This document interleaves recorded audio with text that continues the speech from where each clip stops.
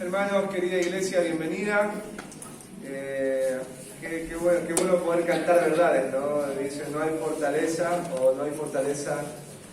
como tú, ¿no? El salmista decía, alzaré mis ojos a los montes, ¿de dónde vendrá mi socorro? ¿No? Mi socorro viene de Jehová, el que creó el cielo, dice, y la tierra. Y qué bueno es poder en este domingo recordarle a nuestra alma que no hay otro que pueda ayudarnos como Él nos puede ayudar, no hay otro que nos pueda amar como Él nos pueda amar, ¿no es cierto?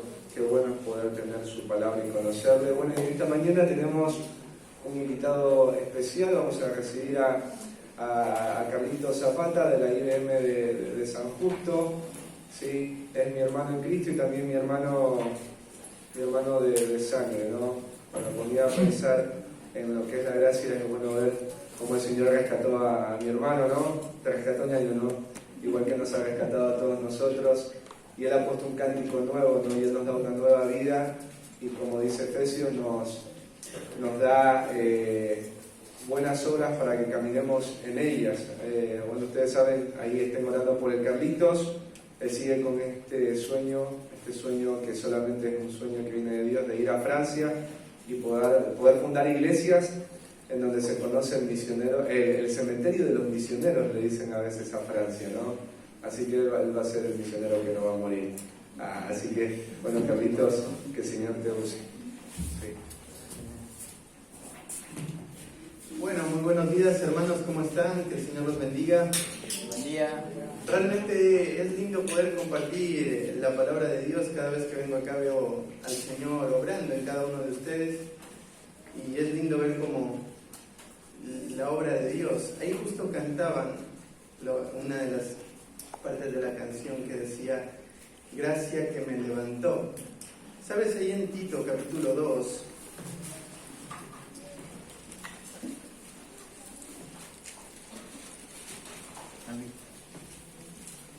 en Tito capítulo 2,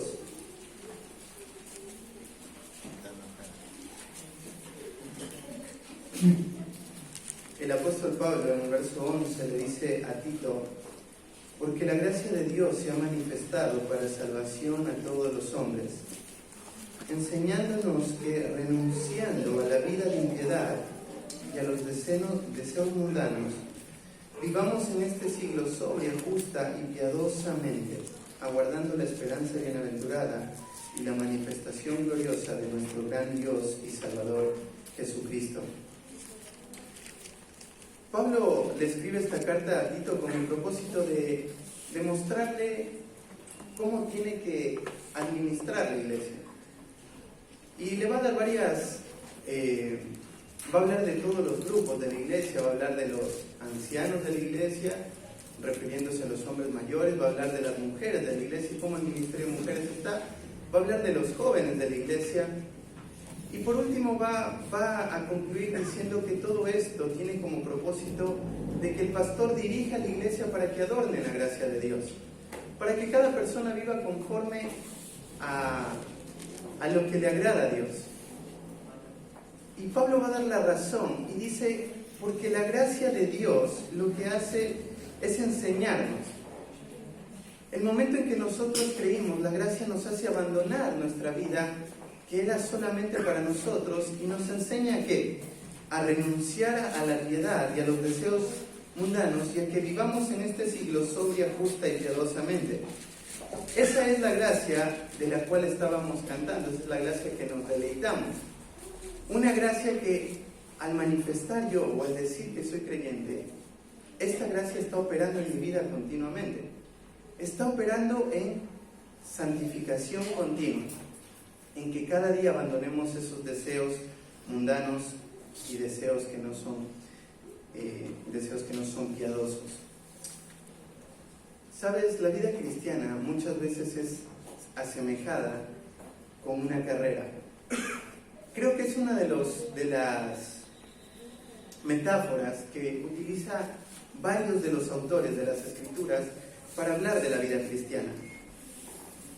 Y lo utilizan porque hay muchas similitudes en una carrera y comparados con la vida cristiana. Por ejemplo, el abstenerse de elementos que impiden el triunfo, así como atleta se abstiene de muchas cosas para poder ganar, hace una dieta, sale a correr todos los días y se abstiene de muchas cosas para poder ganar. Así mismo en la vida cristiana el creyente tiene que abstenerse de muchas cosas para poder correr. También la perseverancia de aquel que quiere ganar el premio, los sacrificios diarios, entre otras cosas. Cada uno de estos elementos que se asemejan a la carrera tienen que ver mucho con la vida cristiana. Hay otros que no, por ejemplo, el quién va a llegar primero, el premio que se desvanece, pero hay cosas que sí, porque la vida cristiana es una carrera.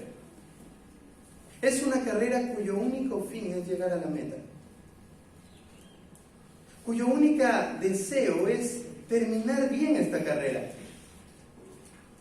Te digo, una de las cartas que ahora estamos estudiando en la iglesia, que es 2 de Timoteo, es una carta muy desafiante.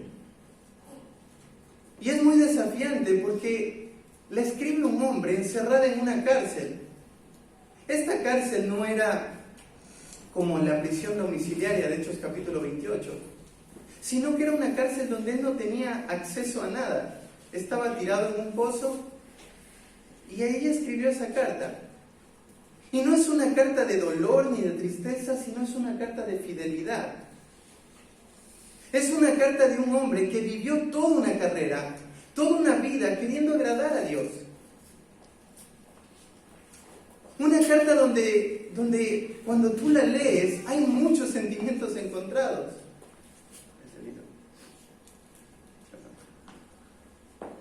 Hay muchos sentimientos encontrados. Donde cuando tú la lees te imaginas a Timoteo leyendo esa carta a toda la iglesia y pensando en ese hombre ahí, terminando la carrera. Me encanta cuando el apóstol Pablo dice, he terminado la carrera, he guardado la fe. Y ese debería de ser nuestro anhelo, el poder terminar bien la carrera, el poder terminar bien la obra que Dios comenzó en nuestros corazones. Y si bien esto es una obra de Dios, también depende de nosotros. Lo que hace Pablo cuando habla en Filipenses capítulo 2, ¿no? Ocupaos de vuestra salvación con temor y temblor. Esa es la responsabilidad nuestra, ocuparnos de nuestra salvación. Y el versículo 13 da un poco más de luz y va a la otra parte. Pero es Dios el que produce en vosotros el querer como el hacer, según su buena voluntad. Entonces es Dios el que nos va haciendo avanzar. Pero al mismo tiempo, dentro de nuestra mente, tiene que haber un deseo a buscar y a terminar la carrera bien. Sabes, hay muchos creyentes que hoy piensan que pueden vivir su vida espiritual desde una tribuna, solo observando cómo otros corren y cómo otros se sacrifican por llegar a la meta. Muchos están en las tribunas y dicen, bueno, ellos son los que tienen que correr. Pero déjame decirte que esto es para la iglesia, es para todos. Todos tenemos que correr, todos tenemos que sacrificarnos. Nadie es un expectante a menos que estés muerto. Todos nosotros somos corredores que estamos ahí esforzándonos. Hay otros creyentes que piensan que pueden seguir corriendo y detenerse cada vez que hay una distracción. Que van en el camino, pero hay cosas que en este mundo te empiezan a atraer, que empiezan a desenfocar tu vida de lo que realmente es importante, de lo que realmente vale la pena. Hay otros creyentes que desean terminar la carrera, pero no están dispuestos a pagar el precio que eso implica. Creyentes que quieren y dicen, yo quiero terminar bien, yo quiero crecer, yo quiero esforzarme, pero no están dispuestos a pagar el precio.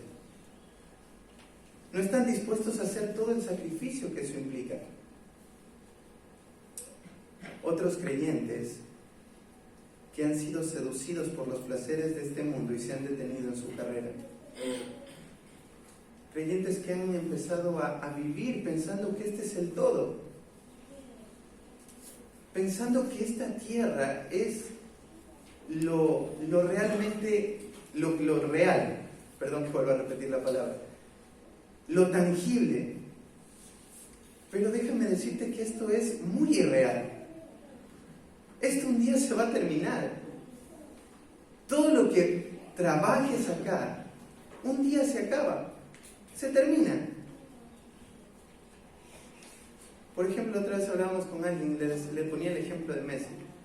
Hoy Messi tiene mucho dinero y podría, supuestamente para 4 generaciones, sus hijos vivir desperdiciando el dinero y aún así seguir teniéndolo, vivir tranquilo supuestamente. Pero un día se va a morir este hombre. Y lo máximo que tal vez pueda llegar es tener una calle acá en Buenos Aires que diga Messi. Así como Ruta 4, que ahora se llama Diego Armando Maradona. Y ahí se termina todo. Porque la vida es una vida pasajera. Esto pareciera que fuera lo real, pero no, realmente no. El día en que morimos, todo esto que parece tan real, un día se va a desvanecer. Y como dice Pedro, va a ser quemado por fuego. Es por eso que correr la carrera es sumamente importante, teniendo muchas cosas en mente. Otros han dejado de correr por miedo a morir. Muchos en el camino han temido y han preferido abandonar por miedo a lo que implica morir. Tal vez nosotros no vivimos en esta situación hoy acá en Argentina, pero hay muchos creyentes que lo viven a nivel mundial. Entonces mi deseo en esta mañana es exhortar tu corazón, es cambiar la mentalidad y recordarte que tienes que tener un compromiso a terminar la carrera y a vivir lo que implica estar corriendo con todos los principios que la Biblia nos enseña. Así que con eso en mente, acompáñame a Hebreos capítulo 12, versículo 1. Hebreos capítulo 12, versículo 1.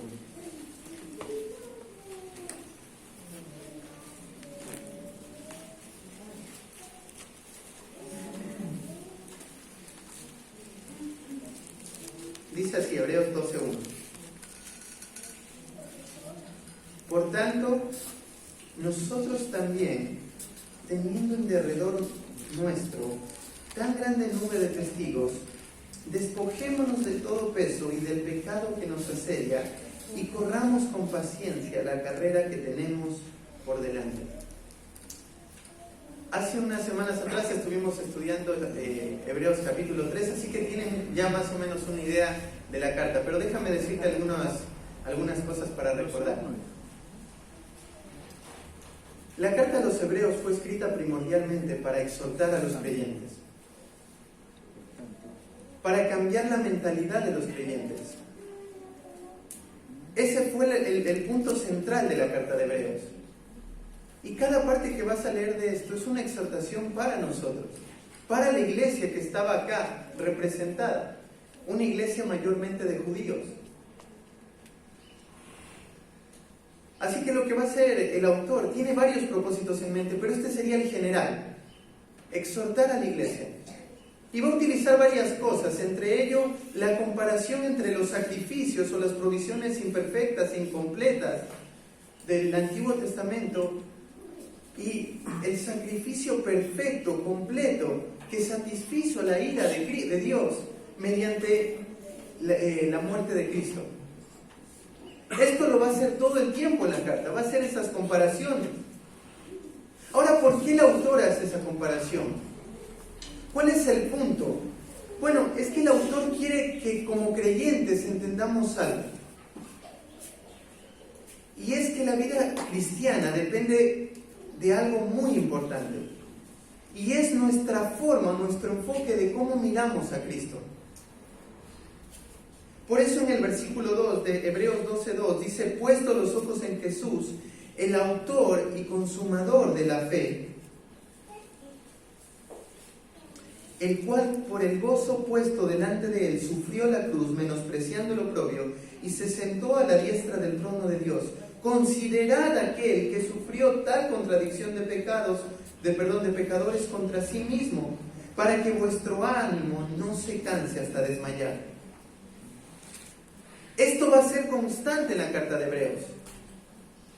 Una exhortación al creyente a considerar, a adorar, a mirar a Cristo y a no quitar los ojos de Él, a mirarlo como la persona a la cual nosotros como creyentes anhelamos llegar, como dice Efesios capítulo 4. Como iglesia queremos ser esto, ser el varón perfecto, porque ahí es donde nosotros vamos. Y por eso lo miramos constantemente a Cristo, porque en Él empezó, Él es el autor. La palabra autor es el iniciador de la fe y el que finaliza, donde se termina o se concluye todo, cuando nuestra vida sea semejante a la vida de Cristo. Este es el versículo central de todo Hebreos, o la idea central de todo el libro de Hebreos.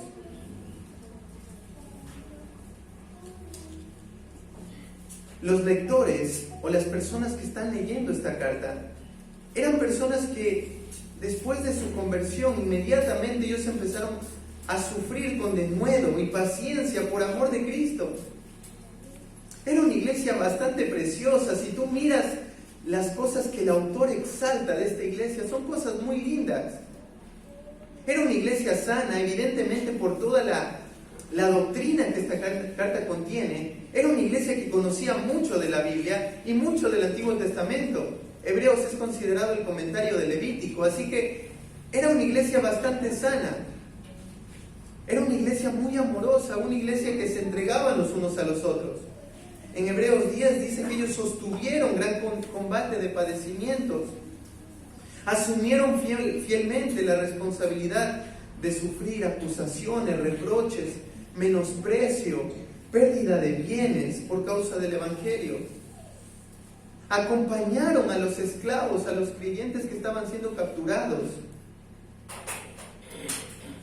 Pero toda esta presión de parte de Roma había causado en ellos un cierto deseo de abandonar la vida cristiana. Habían estado muy presionados por ello. Habían sido tentados, o estaban siendo tentados en ese momento, a dejar de afirmar que ellos eran de Cristo y lo querían negar. Y por eso el autor va a hablarles constantemente a permanecer. Esta carta va a hablar muchas veces de textos que aparentemente hablaran de una pérdida de salvación.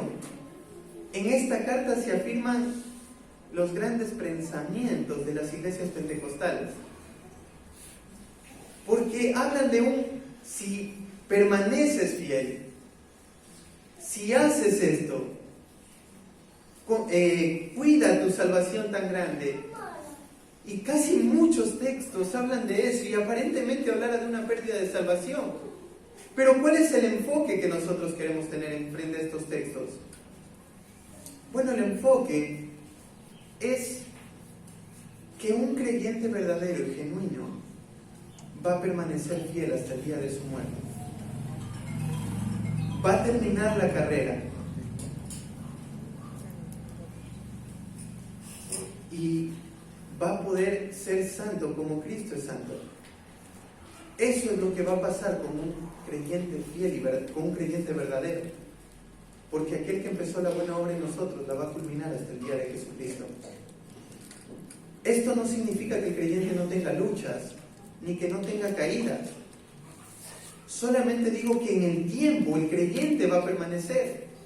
Si el creyente se desvía, Dios lo va a disciplinar. Como dice Hebreos capítulo 12 después de este texto. Pero el creyente va a permanecer fiel. A comparación con aquel que lo veíamos en Hebreos capítulo 3, que decide rechazar y mantener su incredulidad y alejarse de Cristo y solamente tomar esta situación para apartarse de Dios. Y lo único que hace es revelar su verdadera naturaleza. Un apóstata. una persona que estuvo entre nosotros, pero nunca compartió lo que nosotros creíamos. Así que este texto de Hebreos capítulo 12 lo que nos va a hablar es que tenemos que estar comprometidos con terminar la carrera. Y eso significa dos cosas: ser fieles y ser santos. Es allá donde vamos. Eso es lo que Dios espera. Y eso es lo que este texto espera que nosotros hagamos al terminar esto. Que vivamos una vida de fidelidad al Señor y que vivamos una vida de santidad. Así que bueno, arranca el texto diciendo, por tanto. Esta es una conclusión de algo que viene hablando el autor a los hebreos. Y su tema arrancó ahí en Hebreos capítulo 10 y va a terminar en Hebreos capítulo 12, versículo 3. Esta es toda una idea. Así que bueno, para llegar a esta idea necesito ver algunos textos para que podamos ir siguiendo la cadena de lo que el autor quiere reflejar. Ahí en Hebreos 10, 19 al 22, marca la actitud a los creyentes. ¿Cuál tiene que ser su actitud al acercarse a Dios? Dice, ahora que tienen a Cristo como el sacrificio perfecto, tienen entrada gratuita a la presencia de Dios constantemente por aquel que murió. Y te da el acceso y el ingreso. Hebreos 10, 19 al 22. Después, en Hebreos 10, 26, les enseña que la gracia y la luz que han recibido no debe de llevarnos a vivir una vida de pecado deliberada. El entender que he sido salvado no es una cuestión que me lleva a relajarme en mi vida, sino que me lleva a recordar día a día que estoy muerto al pecado, a recordar que hoy he sido liberado, como dice en Gálatas capítulo 5. Nosotros fuimos hechos libres, pero dice, no utilicen esa libertad como ocasión para la carne, sino para serviros los unos a los otros en amor. Es que la libertad que tenemos no es una libertad para relajarnos. A veces entramos por esa puerta cargados y llenos con pecados a la iglesia, con pecados que han lastimado mucho tu vida espiritual, con fornicación, con lujuria, con drogadicción, alcoholismo, y entras por ese lugar cargado de cosas. Llegas acá y recibes a Cristo, crees en ese sacrificio y tu vida empieza a cambiar. Y ahora ya no eres más el alcohólico, ahora ya no eres el fornicario, sino que empiezas a vivir una vida que le agrada a Dios. Y de repente empiezas a ya no preocuparte tanto, a relajarte. Ya esos pecados fueron los que estaban arruinando mi familia está más o menos bien, entonces sigo para adelante, total, ya está. Todo lo que quería era simplemente ser librado de esto. Y nos empezamos a relajar. Pero más bien la vida espiritual tiene que ver con un progreso de que entender que haber sido rescatado por Cristo, como lo decíamos al principio, tiene que ver con ser enseñados cada día por la gracia a abandonar los deseos mundanos y a vivir en esta vida justa y piadosamente y a no relajarse. No nos debemos relajar en ningún momento. En Hebreos 10:32 el autor les recuerda cómo fue su vida. No solamente quiere recordarles que la gracia los lleva a vivir una vida lejos del pecado, sino que les quiere recordar cómo empezó todo. Porque esto también es sumamente importante. Porque no sé si recuerdas cuando apenas aceptaste a Cristo, pero tenías mucho deseo de compartir del Evangelio. Había mucho deseo de aprender, pero a medida que han ido avanzando los domingos en la iglesia, nuevamente nos hemos relajado y hemos olvidado todo lo que hay ahí. La semana pasada, ahí en la iglesia de San Justo, veíamos 2 Timoteo 1:7, 1:6 y 1:7, y Pablo le decía a Timoteo, aviva el don del fuego que hay en ti. ¿Y cómo lo hace? Bueno, dice, recuerda lo que pasó cuando te pusimos las manos. Recuerda ese momento donde recibiste el don de Dios, el llamado de Dios, los dones de Dios. Y tienes que avivar el fuego, Timoteo. De esto depende que el Evangelio prosiga. Esa era la mayor carga del apóstol Pablo. Así que esto los lleva a los hebreos a recordar, recuerden cómo fue su vida espiritual cuando recién arrancaron en la fe. En Hebreos 10:39 le habla de que el creyente no tiene que retroceder, sino que tiene que vivir una fe valiente, una fe que avanza, una fe de fidelidad. Y Hebreos capítulo 11 nos da los ejemplos de esa vida de fidelidad. Así que con esto en mente, el autor arranca diciendo, por tanto, ahora ustedes, ahora nosotros, todos los que estamos acá, tenemos ese mismo llamado. Si hemos creído en Cristo, tenemos acceso a Él, tenemos que vivir una vida que le lleve gloria a Él, una vida de santidad. No podemos vivir una vida de libertinaje. Tenemos que entender que tenemos que cada día recordar nuestros días cuando nos predicaron el Evangelio, para tener ese mismo fuego, ese mismo deseo de conocer de Cristo, ese mismo deseo de santidad, ese mismo deseo de abandonar cada pecado que estorba en tu vida espiritual. Y tenemos que ser fieles hasta el fin. Y va a darnos toda esa lista de grandes héroes que nos llevan a ver que es posible terminar la vida cristiana bien. Es posible abandonar un mundo que te ofrece luces, pero que cuando te acercas te das cuenta que son estrellas muertas. Es posible. Así que ahora nos toca a nosotros. Por eso dice, por tanto, el primer punto es, corre con fidelidad, imitando la fe de los que corrieron antes que nosotros. Corre con fidelidad imitando la fe de los que corrieron antes que nosotros. Dice, nosotros también, teniendo en derredor nuestro tan grande nube de testigos.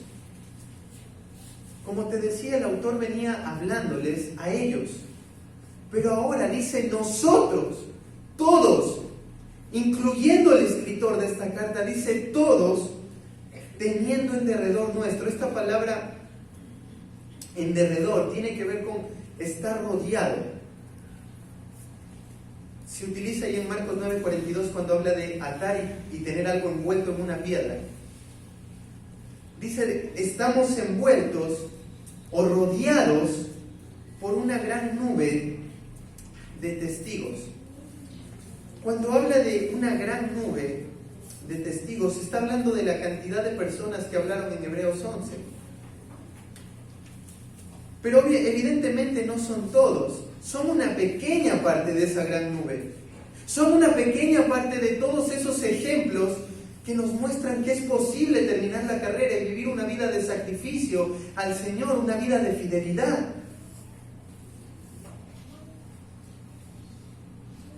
Dice, tenemos una gran nube de testigos.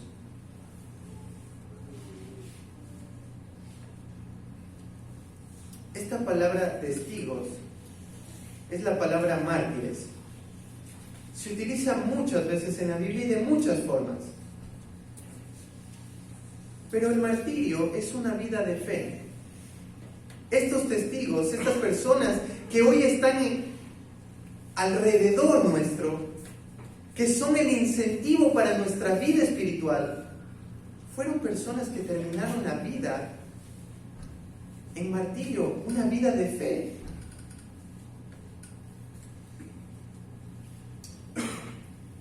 Estos testigos no estimaron su vida para ellos mismos. Es lo que dice el apóstol Pablo cuando va a hablar con la iglesia de Éfeso y le dicen, no vayas a Jerusalén porque te van a matar. Y Pablo, en vez de decirles, bueno, me quedo acá, él les dice, yo no tengo en estima mi vida con tal de acabar la carrera. O sea, mi vida no es lo más preciado en este mundo. Lo más preciado que tiene que haber en nuestro corazón es que Dios sea glorificado por nuestra vida. Eso es lo más preciado. Esta fue la vida de estos hombres. Una vida de fe, una vida de dependencia, una entrega total y de dedicación hacia Dios. Y esta era la clase de vida que vivían estos hombres. Ahora vamos a ver algunos, porque estos hombres son los que tienen que estimular nuestra fe. Son el estímulo para avanzar. Porque tal vez te vas a identificar con muchos de ellos en la etapa en la que te encuentres. Mira ahí en Romanos capítulo 1, versículo 17. Romanos 1, 17. Un texto muy conocido. Romanos 1, 17.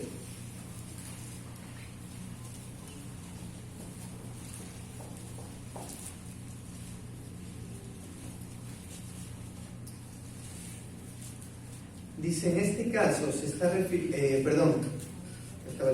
porque en el Evangelio la justicia de Dios se revela por fe y para fe, como está escrito, mas el justo por la fe vivirá. Esto es lo que refleja la vida de un creyente. Porque tú fuiste salvo por medio, o el vehículo que te hizo ser salvo fue la fe. Fuiste salvo por la gracia y el vehículo que te direccionó a esa vida fue la fe. La vida de un creyente es una vida de fe.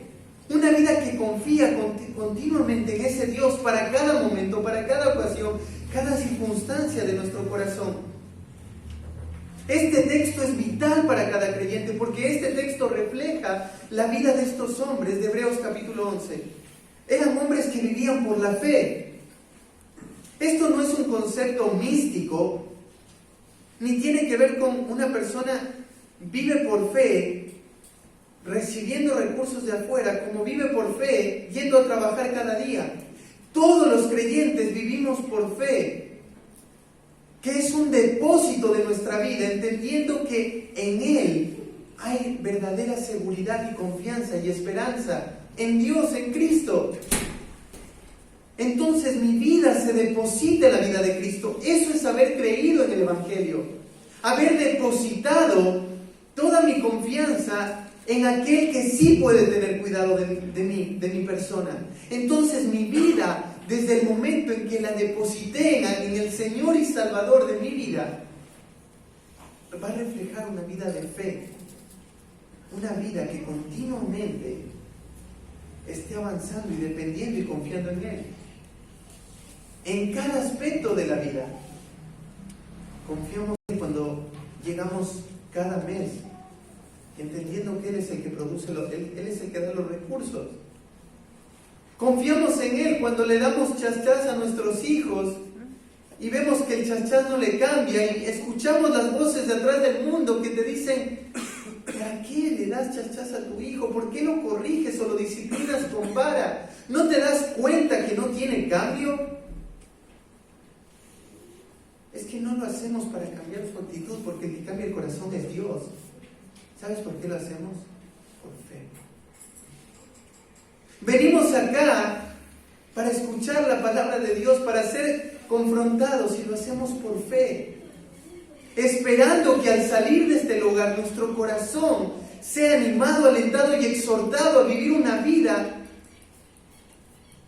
que le siga llevando gloria a Dios, que siga avanzando. Entonces el creyente es alguien que vive por fe y para fe. Si vos no vives en fe, entonces hay algo que no anda bien en ti, porque esa es la vida de un creyente. Y ahora quiero nombrarte algunos de estos hombres que tienen que ser un estímulo para nuestra vida espiritual. Hebreos 11, el versículo 7, Hebreos 11, 7.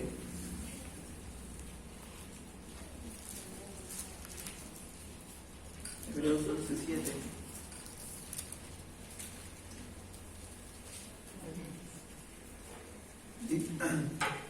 Dice así: por la fe, Noé, cuando fue advertido por Dios acerca de cosas que aún no se veían, con temor preparó el arca en que su casa se salvase, y por esa fe condenó al mundo y fue hecho heredero de la justicia que viene por la fe. Este hombre vivió una vida creyendo algo que nunca vio. En ese momento la lluvia no existía. Los árboles, las plantas, todo era regado por medio del rocío de la mañana. Así fue como Dios arrancó o inició su plan en la tierra. Y este hombre vivió toda una vida esperando que la lluvia cayera, esperando el juicio de Dios. Un hombre que llevó a sus 8 hijos,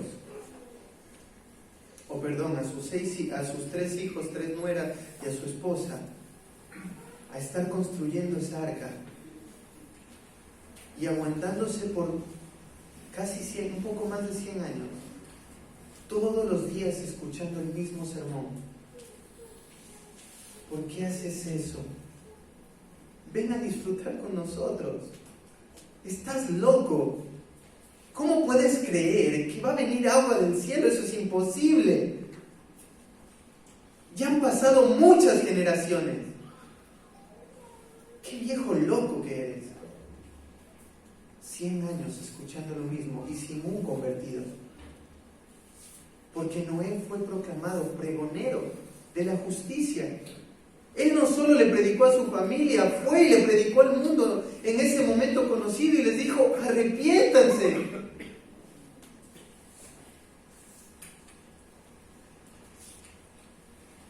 Este hombre creyó hasta el fin, en medio de un mundo completamente depravado al cual nosotros todavía no llegamos. Tú dices: no puede ser, el mundo está recontra depravado. Todavía no he llegado a la misma dimensión de Noé, porque cuando venga Cristo va a ser cuando estemos como en los días de Noé. Y en medio de esa circunstancia y esa situación, este hombre vivió por fe 100 años de lo que estuvo construyendo el arca y 500 años. Fue un hombre que constantemente descansaba en que él tenía que Dios lo que iba a hacer lo iba a cumplir, y eso estimulaba su vida.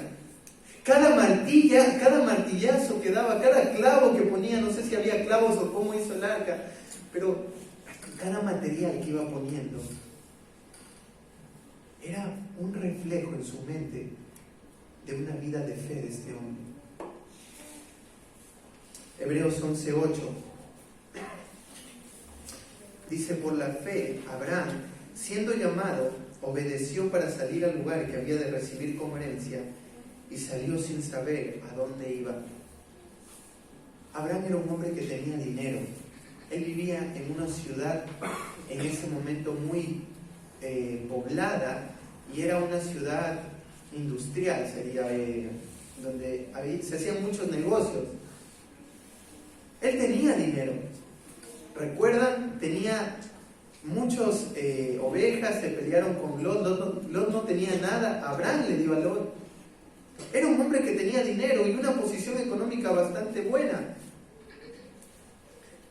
Salir a un lugar que no tengo idea dónde va a ser, para servirle a un Dios al cual he escuchado hablar en otros lugares. ¿Para qué? Si estoy seguro acá en Ur de los Calderos. ¿Sabes? Ves la vida de Abraham y ves un hombre que nunca veló por su seguridad, sino que salió. Cuando se pelean Abraham y Lot mira y dice: ¡fuah! Esos son los campos perfectos para plantar todo. Seguro Abraham puede escoger todo, seguro. Porque si tú te vas a la izquierda, yo me iré a la derecha. Total, mi confianza no está en lo que veo, sino en Dios. Y fue por el camino más feo, y fue más prosperado que Lot. Lot terminó en Sodoma y Gomorra, y Abraham siguió viviendo una vida de agradar a Dios.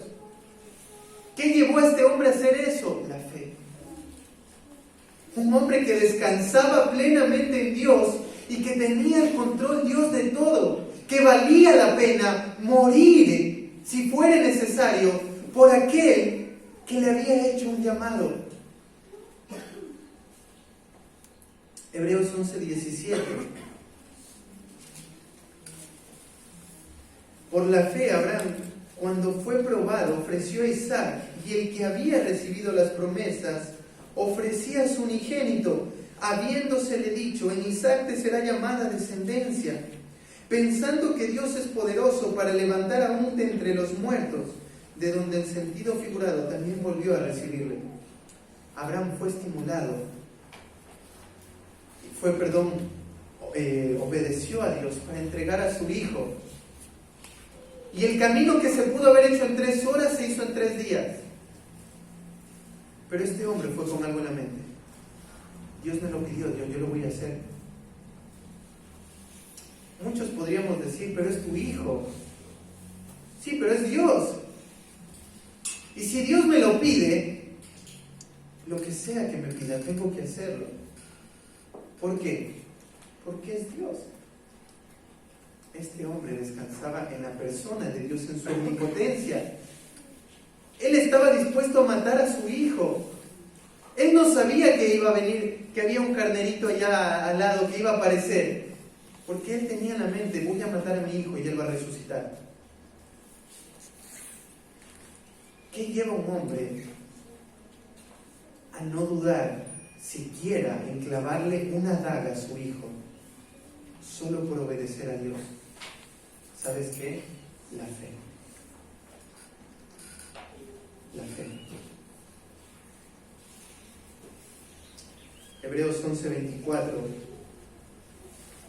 Por la fe Moisés, hecho ya grande, rehusó llamarse hijo de la hija de Faraón, escogiendo antes ser maltratado con el pueblo de Dios que gozar de los deleites temporales del pecado, teniendo por mayores riquezas el vituperio de Cristo que los tesoros de los egipcios, porque tenía puesta la mirada en el galardón. Nuevamente, un hombre que lo poseía todo. Era el tercero del reino. Estaba el faraón, estaba su hermano y estaba él. Todo lo que quería: mujeres, placer, dinero, todo. Y rehusó todo eso por el dolor. Porque acá dice que rehusó por los vituperios de Cristo. Todo. ¿Qué hace un hombre abandonar todo lo que aparentemente seguro es estable? No podía él haber dicho: bueno, me quedo acá, Dios me está prosperando y voy a cambiar al mundo desde Egipto. Él dejó los deseos temporales, los deseos de la carne, por el sufrimiento. ¿Y qué hace esto de un hombre? ¿Qué hace que un hombre viva con tal convicción? La fe. Luego va a hablar de muchos hombres. Dice el autor: me bastaría el tiempo para hablar de tantos ellos. Dice: muchos fueron aserrados.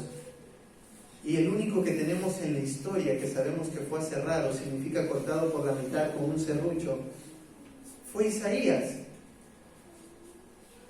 Isaías, cuando ustedes leen el libro de Isaías, Dios le mandó a Isaías a predicar 3 años desnudo el arrepentimiento. 3 años desnudo. ¿Qué lleva un hombre a hacer esto? Y encima, en vez de tener una retribución por esto, lo terminan cortando a la mitad con un serrucho, con una sierra. ¿Qué lleva a estos hombres a tener tal claridad de vivir una vida tan sacrificada? La fe.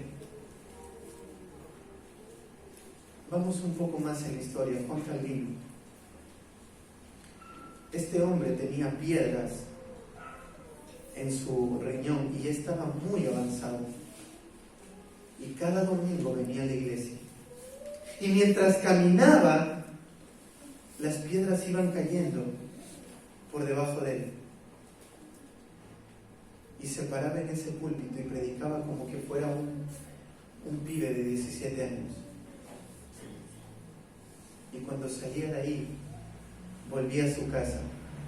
Un día un joven le fue a preguntar: ya estás viejo, necesitas descansar, quédate acá acostado, ¿no te compadeces de ti? Y Calvino le respondió: apártate de mí, Satanás, ¿quién eres tú para que yo deje de hacer la obra la cual Dios me ha llamado a hacer?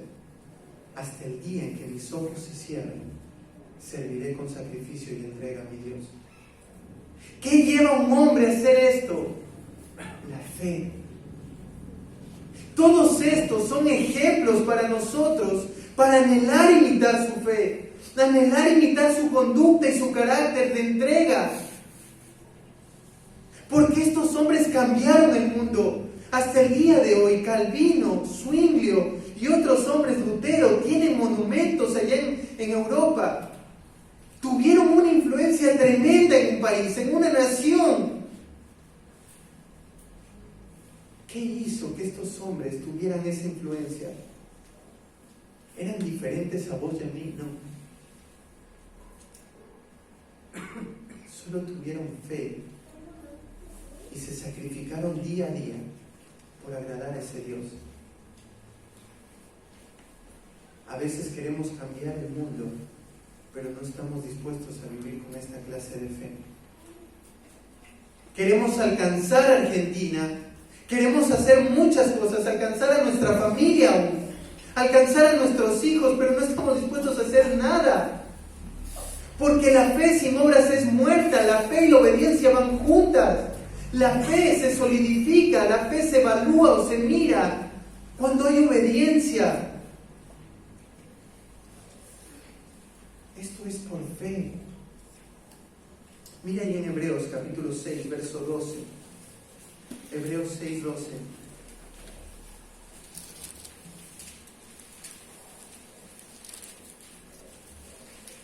Dice: a fin de que no os hagáis perezosos, sino imitadores de aquellos que por la fe y la paciencia heredan las promesas. ¿Tú quieres ser como estos grandes hombres de Dios e impactar el mundo? No seas perezoso, porque estos hombres vivieron una vida de sacrificio y de entrega completa hasta el día en que murieron. Así que estos hombres son a los cuales somos llamados a imitar. ¿Qué estímulo más grande leer de ellos? Y seguir leyendo. Hay muchos creyentes que murieron y dieron su vida por el Señor. ¿Qué estímulo más grande? Permíteme hacerte algunas preguntas de reflexión.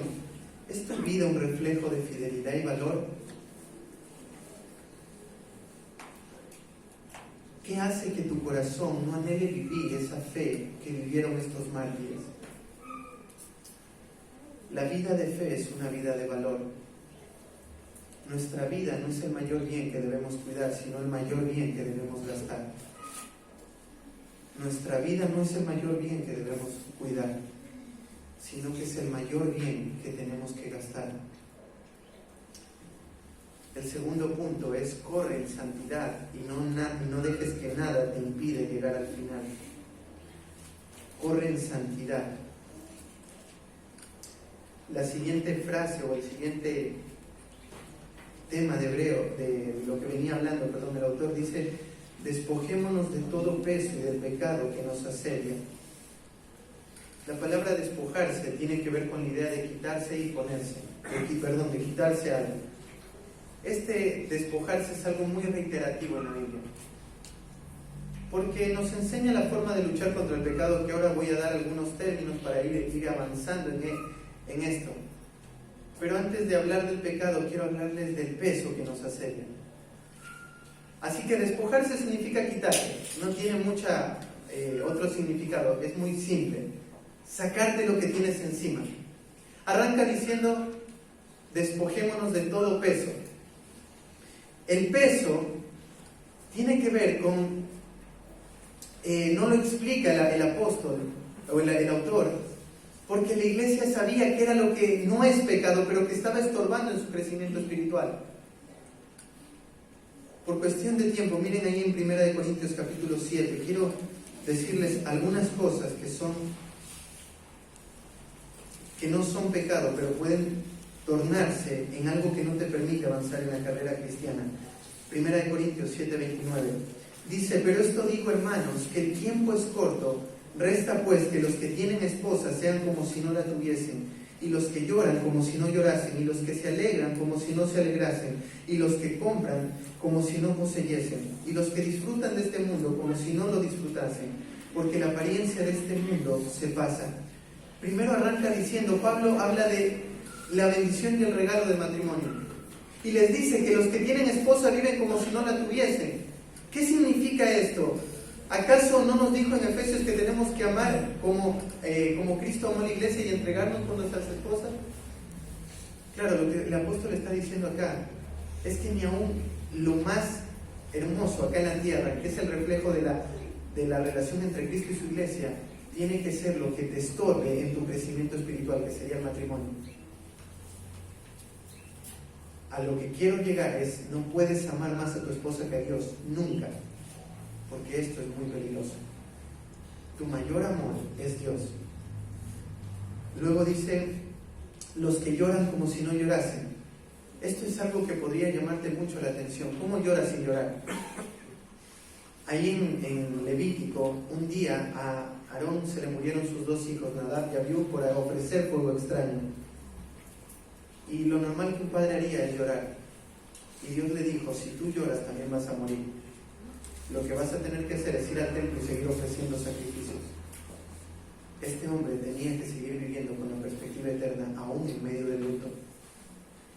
Porque el dolor no era lo que este hombre lo iba a cerrar y no avanzar en su vida espiritual, sino que tenía que seguir obedeciendo y glorificando a Dios.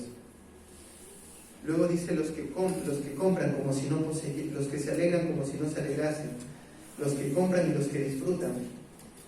Todas estas cosas en sí no son malas. Comprarte algo es algo lindo, pero eso no tiene que ser para lo cual tu corazón viva. Si tu corazón vive continuamente para tener cosas, hay algo que no anda bien en ti. Si ya tienes un auto y quieres 8 autos, hay algo que anda mal en ti. Si ya tienes una casa y buscas más cosas, hay algo que anda mal en ti. Porque no vivimos para eso. Pablo dice, eso es apariencia. Es lindo, cuando te compras un celular, disfrútalo, pero recuerda que no vives por eso. Eso no tiene que ser lo que tu corazón anhele. Porque sabes, cuando compras algo, disfrutas tanto que luego quieres volver a comprar más cosas para volver a sentir ese placer de ese momento. Y Pablo dice, no, todo eso es pasajero. Y luego dice, ese sería el peso. Y luego dice, despojémonos del pecado que nos asedia.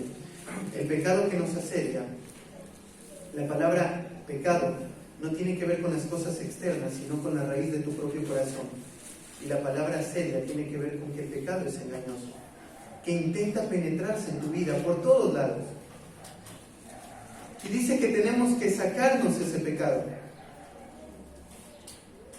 No voy a tocar todos los textos, pero solamente quiero darte algunas herramientas para luchar contra el pecado. La primera es, usa del medio de gracia de la confesión.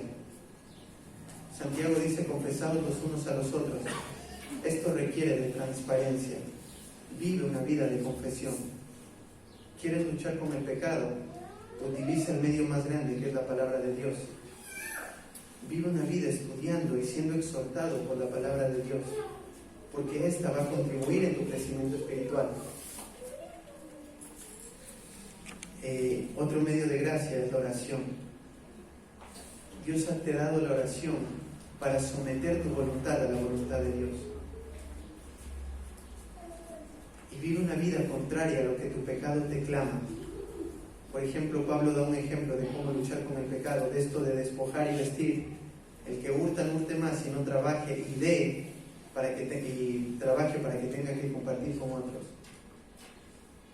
Luchar con el pecado requiere que identifiques tu pecado, requiere que hagas algo contrario a tu pecado. Este hombre vivió toda su vida para codiciar y tiene que vivir toda su vida para dejar. Corramos una carrera en santidad. Si ustedes quieren que esta iglesia sea una luz en el mundo, necesitan vivir una vida santa.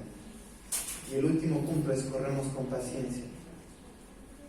Dice, corramos con paciencia la carrera que tenemos por delante.